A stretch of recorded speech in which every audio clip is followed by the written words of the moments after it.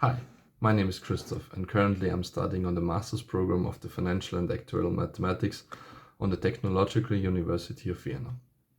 On my educational path of becoming an actuary, I faced many topics, problems and solutions on which actuaries are actively working and contributing on. But one of them catches me the most: pensions. But what about pensions? In Austria, we're facing a situation which is also present in different countries like Germany, for example. A generation called the baby boomers will retire soon, and they outnumber the new working generation by a lot. Simultaneously, the life expectancy increases year by year, which is good for us as people, but for the pension system it creates some problems. The pension system differs from country to country, therefore I want to focus only on the Austrian one in this short video.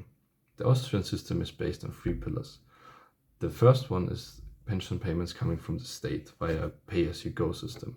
The second one is then via your company where you have been working on, and the third one is your private investments and savings. This sounds good in theory, but in reality we see some issues and problems here.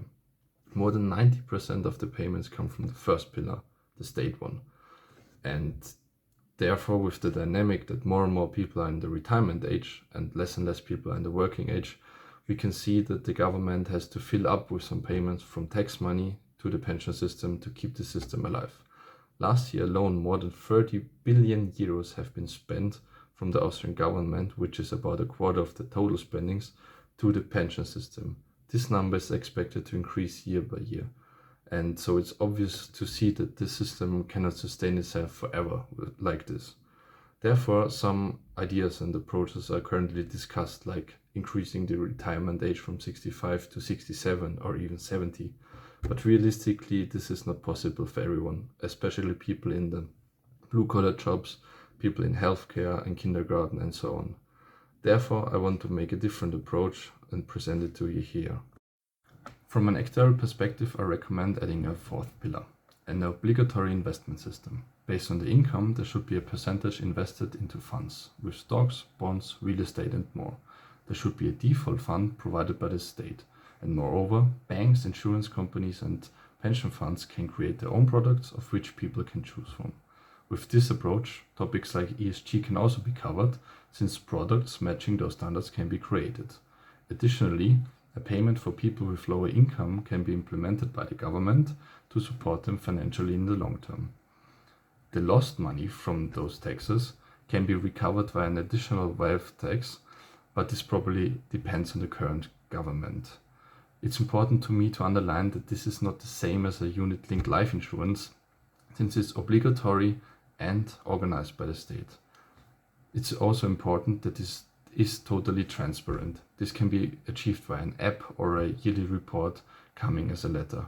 Finally, no money should be used before retiring. At the retirement age, people can choose if they want to have a one-time payout or if they want to have monthly payments while still being partially invested until everything is withdrawn. This approach has the benefit that people are more familiar with the financial markets, they can profit from the compound interest, and their individual interests have a direct impact since they can choose their own products with their own risk aversion and preferences. But what can actuaries do here? Pensions play an important role in the studies of becoming an actuary. Therefore, we have a good knowledge and understanding of the mathematical, economic and legal side of this topic. Since this is a long-term project, a lot of modeling and projections have to be done. Here also machine learning and AI can be used. Furthermore, product development and the proper risk management are key here. In my opinion, we as actuaries should be brave enough to use our knowledge and ideas to come up with plans and actively present them to the local governments to improve the pension situation for the whole society. Realistically, this won't change much overnight since this is a long-term project. But the best day to start something like this was 20 years ago. The second best, today. Countries like Sweden have already implemented such a system, and I think something similar works for us too. A stable, future-fit pension system requires courage and a little bit of actuarial power. Thank you for watching this video.